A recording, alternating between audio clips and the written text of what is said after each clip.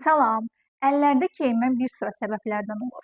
Sinir sisteminə bağlı səbəblər, tunel sindromları, karpal tunel, kubital tunel sindromu, boyun osteoxondrozu, periferik neuropatiyalar, dağınıq skleroz, damar sisteminə bağlı səbəblər, qan dövranı pozğunluğu və s.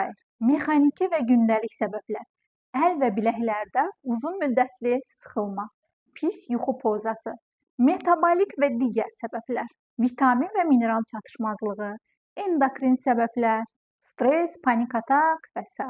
Hansı hallarda əllərdə keymə təhlükəlidir?